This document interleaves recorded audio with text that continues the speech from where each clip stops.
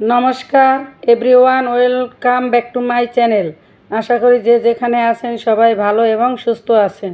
আজকে আপনাদের সাথে মুরগির মাংস কলা পাতায় ভাজি রেসিপি শেয়ার করব।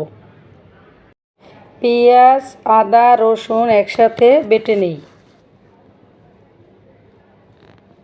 এবং জিরা, দারুচিনি, এলাচি, গোলমরিচ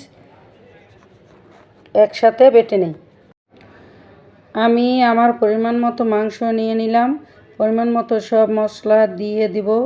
পেঁয়াজ, রসুন, সরিষার তেল, আদা, জিরা, দারুচিনি, বড় এলাচি একটি, ছোট এলাচি একটি, গোলমরিচ, সয়া সস, টমেটো সস, বাটা মশলাগুলো দিয়ে মাংসের সাথে মেখে 10 মিনিটের জন্য রেখে দেব।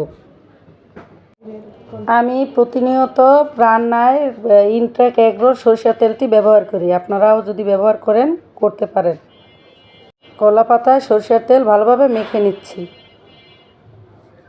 এখন মাংসগুলো সাজিয়ে কলা পাতায় দিয়ে দিচ্ছি।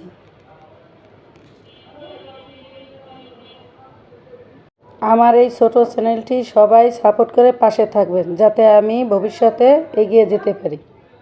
মাংসগুলো কলা পাতায় সাজানো হয়ে গেছে। এখন আমি তাওয়ায় দিয়ে দেব। তাওয়ায় দিয়ে কম মাঝারি আছে আমি মাংসগুলো ভেজে নেব। এখন মাংসগুলো আমি ঢাকনা দিয়ে ঢেকে দেব। এখন আমার নিচের পাশটা হয়ে গেছে। এখন উল্টিয়ে আমি উপরের পাশটা নিচে দিয়ে দেব, তাহলে খেতে ভালো লাগবে। এই পাশটাও আমি মাঝারি আছে ভেজে নেব। আপনারা বাসায় এই রেসিপিটি ট্রাই করতে পারেন, খেয়ে দেখবেন খুবই সুস্বাদু। দেখেন মাংসটা কত পারফেক্টভাবে সিদ্ধ হয়েছে।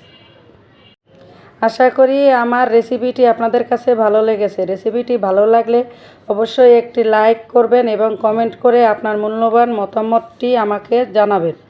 এবং নতুন নতুন রেসিপি পেতে আমার এই ছোট্ট চ্যানেলটি সাবস্ক্রাইব করবেন।